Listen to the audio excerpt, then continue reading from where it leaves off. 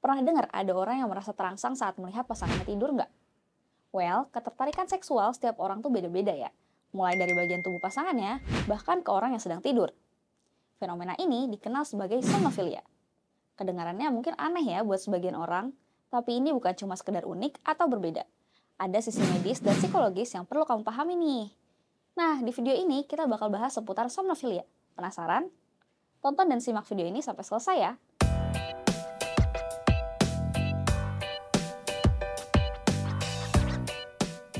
Halo, saya Dr. Putri dari Halo Dokter. Somnofilia adalah kondisi ketika seseorang mengalami ketertarikan seksual terhadap orang yang sedang tidur, tidak sadar, atau dalam keadaan tidak responsif. Ini merupakan bagian dari parafilia.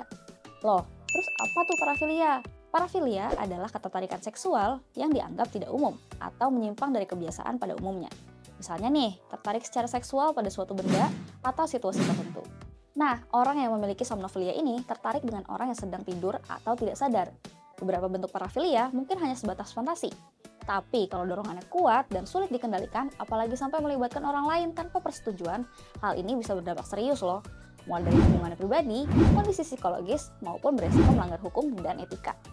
Dalam beberapa kasus yang ekstrim nih, pelaku bahkan bisa saja nekat membius objek fantasinya atau korbannya secara sengaja.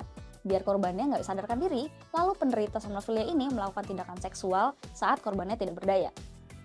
Kalau udah begini, jelas bukan cuma menyimpang, tapi juga masuk ke dalam tindakan kriminal.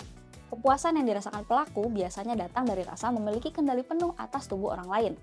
Dorongan ini makin kuat saat penderita somnofilia kehilangan kontrol terhadap hasratnya. Tapi, sebagian orang yang mengidap somnofilia nggak serta-merta langsung muncul dalam bentuk yang ekstrim ya. Banyak yang berawal dari fantasi yang menyimpang yang dipendam lama, lalu makin kuat seiring waktu. Penyebab somnofilia belum diketahui secara pasti, tapi sebagian teori menyebutkan beberapa faktor yang bisa memicu somnofilia antara lain pengalaman seksual tertentu di masa lalu, seperti trauma masa kecil, serta lingkungan yang kurang sehat.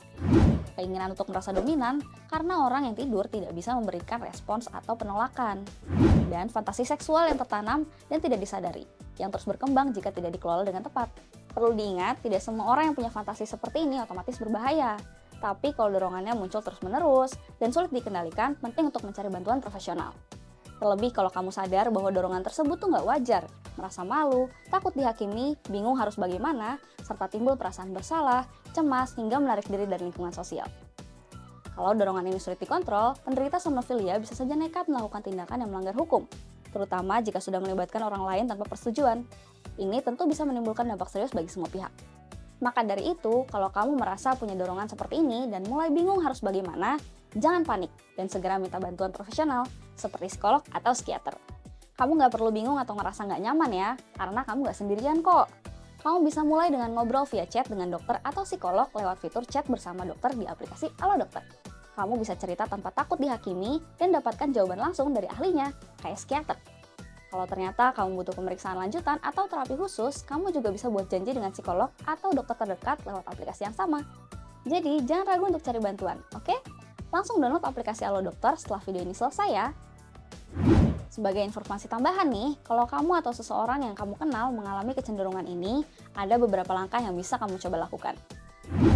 1. Terapi psikologis atau terapi perilaku kognitif untuk mengelola dorongan dan mengenali pola pikir yang tidak sehat. 2. Konseling pasangan, terutama jika dorongan ini mulai mempengaruhi hubungan secara emosional atau seksual. 3.